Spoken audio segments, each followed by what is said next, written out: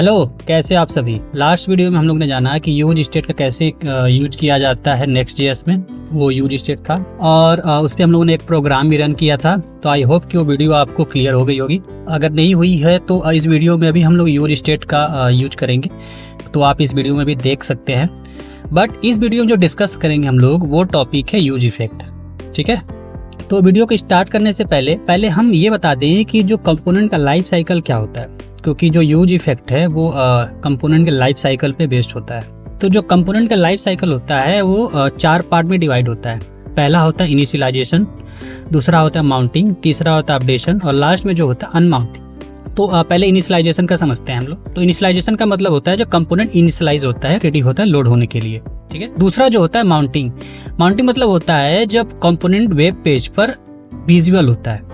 तीसरा होता है अपडेशन। अपडेशन मतलब होता है कि विजिबल होने के बाद उस पर आपने अगर कुछ अपडेट करने के लिए किया है तो वो होगा, अदरवाइज लोड होने के बाद अगर आप उसमें कोई चेंजेस करते हैं तो सारे अपडेशन के अंदर आते हैं। उसके बाद अनमाउंटिंग। अनमाउंटिंग का मतलब होता है जब कंपोनेंट वेब पेज से डिसेबल होता है, यानी रिमूव होता है, या फिर आप किसी नए पेज पर जाते हैं तो वो अनमाउंटिंग हो जाता है। तो ये 4 स्टेप्स होते हैं, इनको थोड़ा सा और डिटेल में समझते हैं। तो जो सबसे पहला स्टेप होता है इनिशियलाइज, मतलब कंपोनेंट इनिशियलाइज होता है। ठीक है, माउंटिंग का मतलब अब मैंने बताया है कि वेब पेज पे जब वो माउंट होता है, विजिबल होता है। ठीक है, अपडेशन का जब आप उसमें कोई चेंजेस करते हैं, अपडेट करते हैं, इंसर्ट करते हैं या कोई भी चेंजेस करते हैं तो अपडेशन के अंदर आता है। अनमाउंटिंग में सारी चीज़ें जो होती हैं, अनमाउंटिंग के अंदर जब वो आप किसी नए पेज पे जाते हैं तो जो आपका पुराना कंपोनेंट होता है वो डिसेबल हो जाता है, रिमूव हो जाता है, उसको अनमाउंटिंग बोलते हैं। तो अब हम इनका एक एक प्रॉपर एग्जाम्पल देखेंगे हम लोग। ठीक है, बट इसका मैंने आपको यूज इफेक्ट में क्यों बताया। तो जो यूज इफेक्ट होता है वो माउंटिंग के टाइम पर यूज होता है। इसका मतलब ये होता है कि लेट सपोज आपको अगर क्लाइंट साइट पे कोई भी चेंजेस करने हो, कि अगर मैं बताऊं कि आपको 2+2 को अगर ऐड करना हो क्लाइंट साइड, ठीक है, हम यहाँ पर React.js की बात कर रहे हैं, या फिर कोई भी चीज़ें, कोई भी किसी भी तरीके का कोई कैलकुलेशन करना हो, जैसे 2+2 करना हो, या फिर आपको लेट सपोज आपको ये करना हो कि फर्स्ट नेम लास्ट नेम है किसी का। ठीक है, एक फर्स्ट नेम है और लास्ट नेम है जो नॉर्मली फॉर्म में होता है। ठीक है, और आपको एक और दे देते हैं इसमें मिडल नेम। ठीक है, और आपको क्या चाहिए कि जब बंदा एंटर करे तो आपको एक फुल नेम उसका मिल जाए कंप्लीट, इन तीनों का मर्ज करके। तो ये सारी चीज़ें जो क्लाइंट साइड पे की जाती हैं वो सारी यूज इफेक्ट के अंदर की जाती हैं। ठीक है, हम इसका एक आपको प्रॉपर एग्जांपल बताएंगे कि यूज इफेक्ट में ये सारी चीज़ें कैसे की जाती हैं। तो चलते हैं अपने कोड पर और आपको एक एग्जांपल देते हैं। तो ये हमारा कोड है जो हमारे लास्ट वीडियो हम लोगों ने डिस्कस किया था। जैसे यूज स्टेट का हम लोगों ने एक एग्जांपल आपको दिखाया था कि यूज स्टेट को कैसे हम लोग मैनेज करते हैं। ठीक है, तो इसमें हम थोड़ा सा और इसको बेटर बनाते हैं।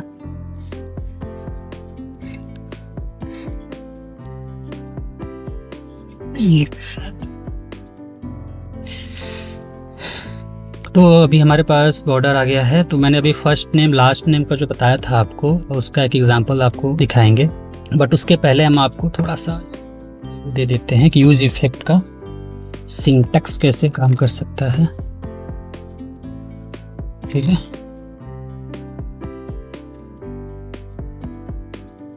मैंने यहाँ पर एक यूज इफेक्ट लगाया, अभी मैंने कोई भी चेंजेस नहीं किए कुछ भी। अब हम यहाँ पर लिखते हैं console.log, हम ये करते हैं यूज इफेक्ट। ठीक है, सो लोड कर देते हैं। मैंने यहाँ यूज इफेक्ट टेस्टिंग लिखा। ठीक है, यूज इफेक्ट टेस्टिंग आ गया।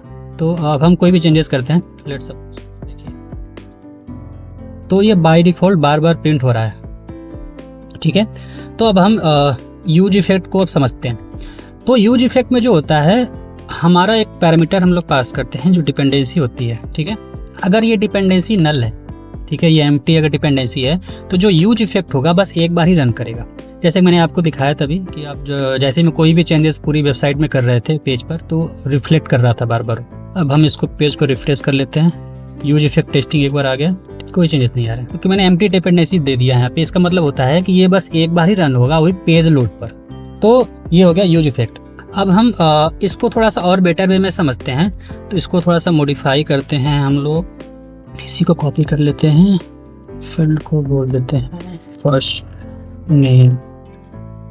इस वीडियो में आप यूज स्टेट का भी एग्जांपल देखेंगे अगर आपने लास्ट वीडियो नहीं देखी है तो। और एक सरनेम का भी ले लेते हैं जो लास्ट नेम होगा, इसी को मॉडिफाई कर देते हैं। ठीक है, अभी हमारे पास 3 फील्ड हैं, एक अभी इसको मॉडिफाई करेंगे। ठीक है, अब हम क्या चाहते हैं कि मैंने बोला यहाँ पर फुल नेम। ठीक है, मैंने इसको बोला techie, first name Vipin, last name Sharma. अब जब हम ये सोच रहे हैं, हम ये चाहते हैं कि यहाँ पर जैसे ही एंटर करें तो यहाँ पर फुल नेम कंप्लीट आ जाए, उसके लिए हम लोग यूज इफेक्ट यूज करेंगे।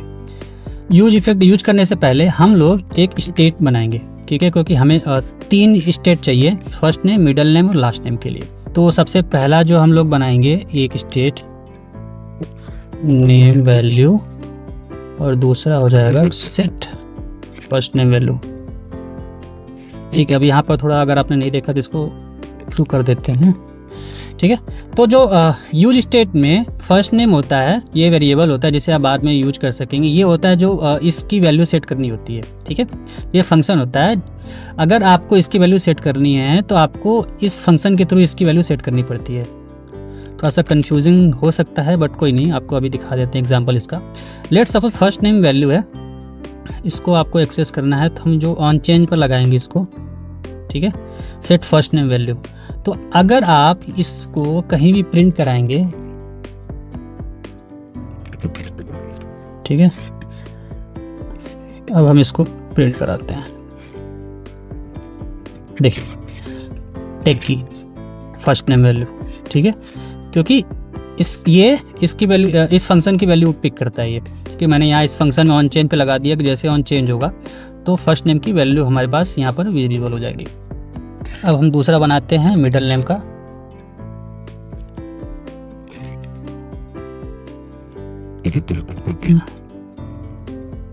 और यहाँ पर सारे को स्ट्रिंग ही लेंगे, बाय डिफॉल्ट सारे स्ट्रिंग ही होंगे कि नेम है।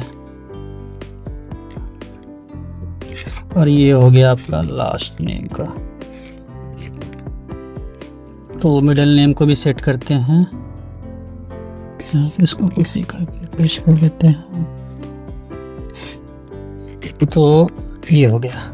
तो अब हम यूज इफेक्ट के थ्रू हम ये बोलेंगे कि इन तीनों में से अगर कोई वैल्यू चेंज होती है तो ये यूज इफेक्ट कॉल हो जाएगा, और सारी कैलकुलेशन हम लोग इस यूज इफेक्ट के अंदर करेंगे। हम इसको डिपेंडेंसी में देते हैं, ये भी चेंज हो सकता था ये। अब हमारा तीनों डिपेंडेंसी आ गई। अब ये यूज इफेक्ट तभी कॉल होगा जब इन तीनों में से कोई चेंज होगा। और एक अब यूज स्टेट हम लोग बनाते हैं जो फुल नेम के लिए होगा।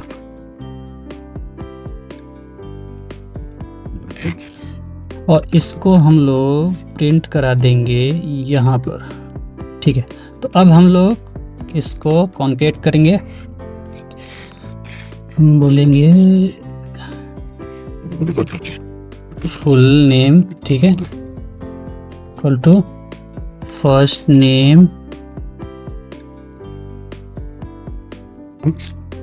ठीक है, थोड़ा सा स्पेस, मिडल नेम,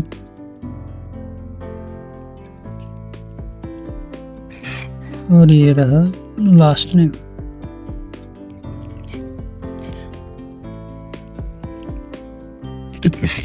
ठीक है, अब इसको प्रिंट कराते हैं हम लोग, देखते हैं क्या वैल्यू आ रही है।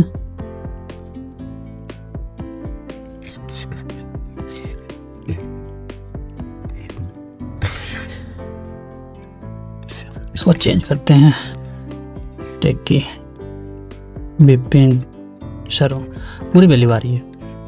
ठीक है, बट हमारे पास ये console.log में पूरी वैल्यू आ तो रही है अभी। ठीक है, बट हमें तो यहाँ प्रिंट कराना है फुल नेम में। ठीक है, तो फुल नेम के लिए हम लोगों ने क्या वेरिएबल बनाया है देख लेते हैं, फुल नेम वैल्यू। ठीक है, और इसके लिए ये फंक्शन है जिसमें हमें वैल्यू सेट करनी है। तो हम लोग इसको कॉल करेंगे, इसको बोल देंगे कि भाई कितनी वैल्यू है। ठीक है, अब प्रिंट करके देखते हैं।